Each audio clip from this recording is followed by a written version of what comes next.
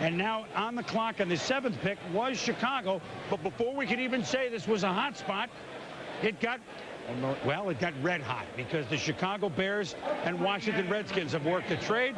Washington doesn't have an owner, but they've been on the clock twice already. Mort, what do we have? Well, I think what you have here is now the Redskins' best case scenario. They get all the picks with New Orleans, and now they go up to get Champ Bailey, the player they coveted all along.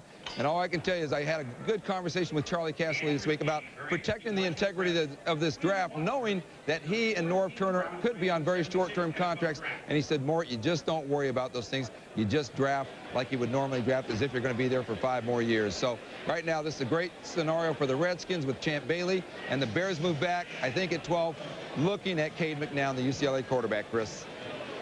Yeah, he should be there, but may not be. But that's a risk they'll take. Let me give you the specifics on the Chicago trade with Washington. To obtain this pick from Chicago, the 7th pick in the 1st round, the Redskins traded to the Bears the New Orleans Saints 1st round pick in this year's draft, New Orleans Saints 3rd round pick in this year's draft, Washington's 4th and 5th round picks in this year's draft, as well as a 3rd round pick in the next year's draft. And with the 7th pick, the Washington Redskins select Champ Bailey, defensive back, University of Georgia. They don't have an owner, but they get a coach, they get a GM, and they got one hell of a player. And many GMs, Mel told me, by far and away, Champ Bailey was their favorite player in the entire draft.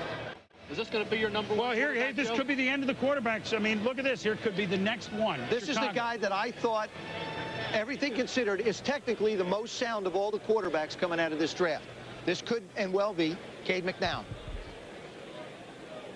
With the 12th pick in the draft, the Chicago Bears select Cade McNown, quarterback, UCLA.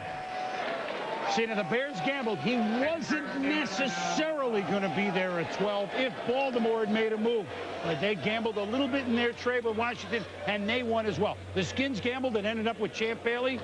And now the Bears have gotten extra picks, and they end up with Cade McNown. Both teams gambled. Washington gambled, Chicago gambled. They both got the players they wanted. It worked out perfectly. Mike Ditka's on the golf course. Everybody's having a great Saturday so far. You're not implying he's gambling on the golf course? Absolutely not. He's just out having a good time on the golf course. I like the ability of Cade McNown, not just to be able to run the football, but he sees the field well. I compare him to Jake Plummer. He's a playmaker. He has the ability to move around the field. Everybody questions his arm strength. There you see him throw the ball down the field. I don't question his arm strength at all. It isn't how far you have to throw the ball. It's how accurately and how quickly you can get it there. There he shows his versatility as a receiver. Again, steps up in the pocket and lets it fly. I like everything about Cade McNown. I think dealing with the weather conditions in Chicago. We talked about his arm strength. You say it's more than satisfactory. I say it's slightly above average, so we differ there. I think it's overrated. I think dealing with weather conditions is overrated. Chicago and dealing with the weather and the wind will not be a factor with Cade McNown. I think he'll be fine. I don't think the weather, the wind, the weather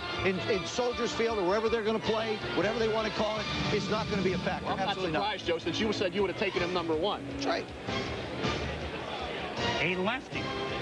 That's okay, too. A port sider in the Windy City. And because they don't know if Eric Kramer, how long he's going to be healthy. Bobby Douglas. Well, one of the great lefties in Chicago. He throws a little more touch than Bobby Douglas. I don't know if he's going to run. If he runs close to Bobby, he'd be great.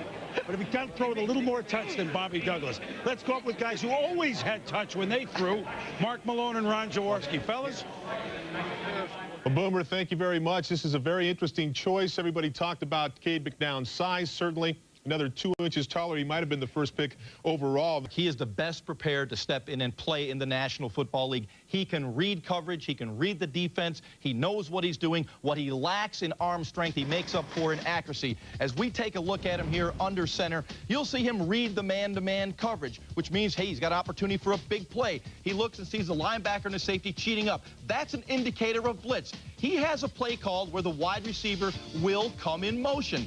But he's very astute in reading the coverage. Now the receiver comes in motion. Right here, he stops him. Oh, we got an opportunity for 6. Well, he sends him back out because he knows he has the man coverage. You don't see many quarterbacks in the NFL doing this. Now the receiver resets himself, Now he's got the opportunity for the big play. He validates his read on the drop. He reads that safety, keying on the tight end. He now knows the tight end is doubled. He has his wide receivers man-to-man. Nice balance, nice poise in the pocket, and the delivery to the exact right spot. You'll see right here, in the box, inside the receiver going to the sideline. That's where the ball has to be thrown. Outstanding touch. As we look at it here, down the chimney, that ball drops right to him, right where it should be, right at the sideline. He runs out of bounds. This is a quarterback that has all the tools. I've seen him read the corner cat. I've seen him read the blitz. He can make an immediate impact in the National Football League, Mark.